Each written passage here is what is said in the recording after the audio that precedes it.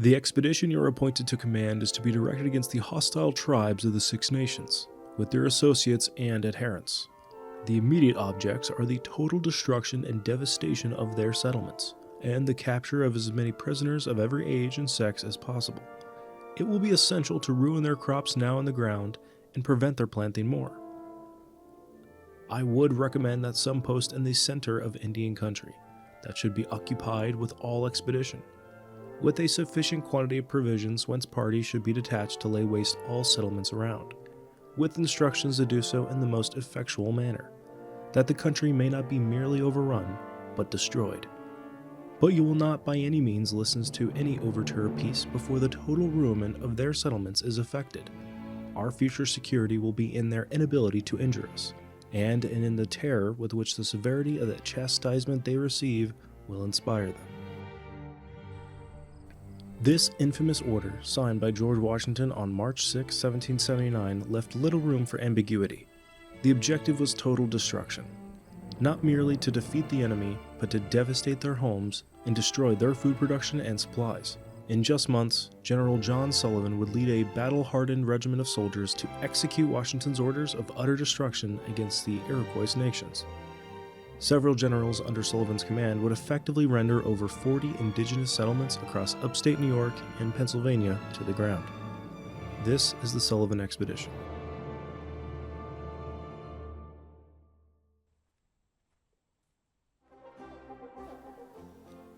In 1753, 26 years before his infamous order, a young Lieutenant Colonel George Washington was sent on a diplomatic mission by Virginia's governor representing the British Crown. George's mission was to deliver a letter to the French forces at Fort Duquesne, located in present-day Pittsburgh. Along his journey, he met with Oneida and Seneca leaders in Logstown, Pennsylvania, just west of Pittsburgh, one of which being Conotocarious, a respected Seneca leader, who first referred to Washington as Conotocarious, a fact Washington entails within his journals. Conotocarious, meaning town taker or devourer of villages. This name was inherited. George, standing at 6 feet tall with jacked up teeth and ginger red hair, resembled his grandfather so well, I'm assuming, that Conotocarious recognized him through George's features. His grandfather, John Washington, was a colonial village leader and had earned the title of Conotocarious after helping execute 5 Susquehannock leaders during a peace parley. George eventually accomplished his mission of delivering the letter. Although, en route back to Virginia, George accidentally started the 7 Years' War by slowly advancing his Virginia militia soldiers in formation around a French outpost. Both sides claimed to have not fired the first shot. In the following months after the incident, Washington sent a letter to a negotiator named Andrew Montour, attempting to convince the Oneida peoples to relocate south in Pontiac lands. George referred to himself with his grandfather's nickname of Conotocarious. Recommend me kindly to our good friend Monica Tootha and others. Tell them how happy it would make Conotocarious to have an opportunity of taking them by the hand at Fort Cumberland, and how glad he would be to treat them as brothers of our great king beyond the waters. The Haudenosaunee, or more commonly known as the Iroquois, was one of the most politically sophisticated alliances in pre-colonial North America. Composed of the Mohawk, Oneida, Onondaga, Cayuga, Seneca, and Tuscarora peoples, these are the 6 nations of what they call the Longhouse. The Haudenosaunee governed themselves through the Great Law of Peace, which was a system or rule of law adhering to a consensus-based leadership, and provided constitutional principles for their unique society. Each nation retained their autonomy, yet collaborated through the Grand Council, resolving disputes, forging treaties, and managing shared resources. This is a biased exposition from a colonial American missionary named John Heckwelder, taken from his book written in the late 18th century. History, Manners, and Customs of the Indian Nations Who Once Inhabited Pennsylvania and the Neighboring States. The Mingwe or Iroquois were always considered by their Lenape neighbors as only one nation, consisting of several confederated tribes. The name of 5 and afterwards 6 nations was given to them by the English, whose allies they were, probably to raise their consequence and magnify the idea of their strength. But the Indian nations never did flatter them with that high-sounding appellation, and consider them as merely confederated tribes. Reverend David Sessberger, a fellow missionary that traveled with John, says that the Iroquois call themselves Alquanquishoni, which means united people, having united for the purpose of always reminding each other that their safety and power consist in a mutual and strict adherence to their alliance. He adds that Onondaga is the chief town of the Iroquois. Thus, in the different translations of the name which these people gave themselves, we find nothing that conveys the idea of nations. It implies no more than a family, a united people, a family compact. The different sections take ranks in this family, of which the Onondagos are the head, while the others are brothers and sons. All which tends clearly to prove that they were originally but tribes, detached bodies of the same people, who, when brought together in close union, formed a complete family and became entitled to the name of a nation. We also see that the self-preservation was the cause of their uniting, and that they were compelled by necessity to this measure, on which their existence depended.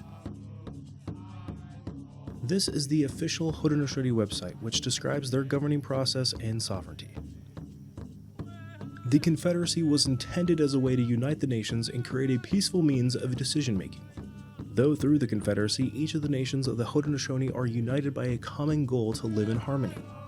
Each nation maintains its own council with chiefs chosen by the clan mother and deals with its own internal affairs, but allows the Grand Council to deal with issues affecting the nations within the Confederacy.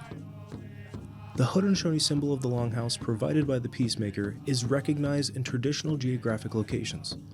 Upon Confederation, each nation took on a role within the metaphorical Longhouse, with the Onondaga being the keepers of the fire. The Mohawk, Seneca, and Onondaga acted as the elder brothers of the Confederacy, while the Cayuga and Oneida were the younger brothers within the Grand Council. The main meeting place was and still exists today on Onondaga territory. Often described as the oldest participatory democracy on Earth, the Haudenosaunee Confederacy's Constitution is believed to be a model for the American Constitution. What makes it stand out as unique to other systems around the world is its blending of law and values. For the Haudenosaunee, law, society, and nature are equal partners and each play an important role. While Enlightenment-era philosophers like John Locke had regurgitated Cicero's philosophy of an ideal democratic government, including the human right for self-defense, which justifies cause for revolution, Cicero's Diophysis and John Locke's expanded philosophy upon it often gets credited for inspiring Thomas Jefferson's creation of the Declaration of Independence. What the American school system doesn't teach you is that the Haudenosaunee had already embodied these principles for hundreds of years before the Pilgrims landed, with honest reverence for God, nature, and each other's integrity and honor.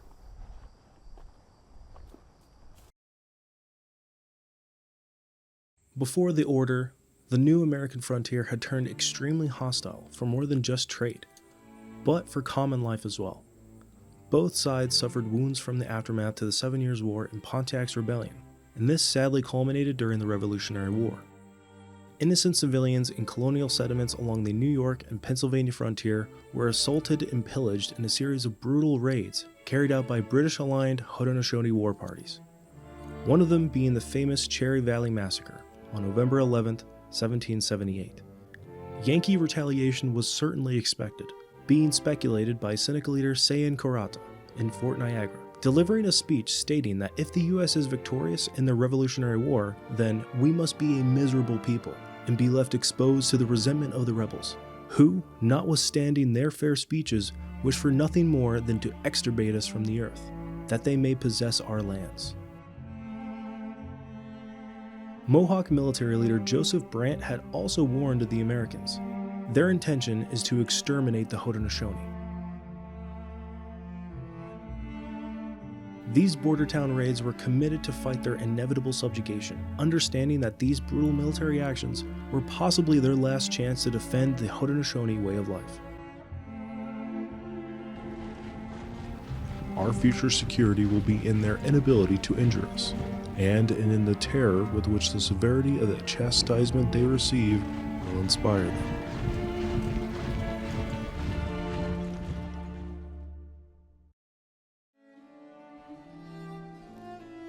General George Clinton, under Washington's orders, departed from Cooperstown, New York following the Susquehanna River, all the way down to Fort Tioga. Clinton executed orders of razing and burning any village and crop in sight from the river. Initially, the civilians had fought back as much as they could, but no prisoners were captured, only scalps to redeem for bounty. After the initial attacks, the American army would arrive at empty ghost towns, but still continue to set ablaze their abandoned homes and crops. Clinton took 14 days to reach Fort Tioga from Cooperstown, then consolidated their resources for a day or so. Once Sullivan arrived, they departed north to finish their mission. However, they would be attacked by Joseph Brant with a small contingent of British soldiers and native warriors in Newtown, or present-day Elmira. This is footage of the national landmark overlooking the battlefield, and some information regarding the battle. American scouts had spotted an ambush along the ridge and notified Sullivan in time to adjust their formations and countered their attack successfully. The Battle of Newtown was decisive and had routed the defenders of Haudenosaunee sovereignty. Take another look at this phallic object. Not around too many phallic objects.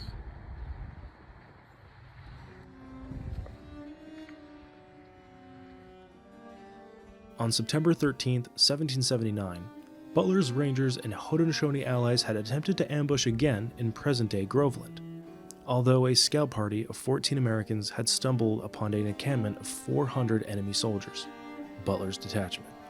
The British seized the party, tortured, and killed them. The remains claimed to be discovered had fueled cultural disdain towards the indigenous even more than before. John Butler writes of the natives requesting to retreat first due to the overwhelming numbers of Sullivan and Clinton, which he agreed to and withdrew. Within the following weeks, the combined armies of Sullivan and Clinton had pillaged the villages around the Finger Lakes of New York.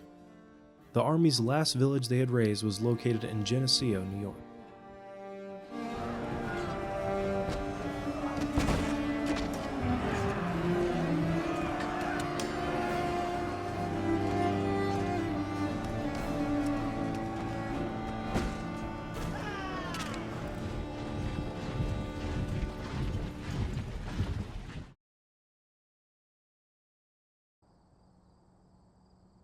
I've lived in Binghamton, New York for 14 years now.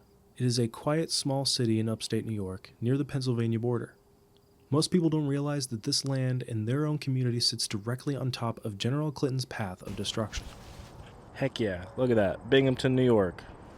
That's pretty right there. I'll tell you what, right there. That's pretty.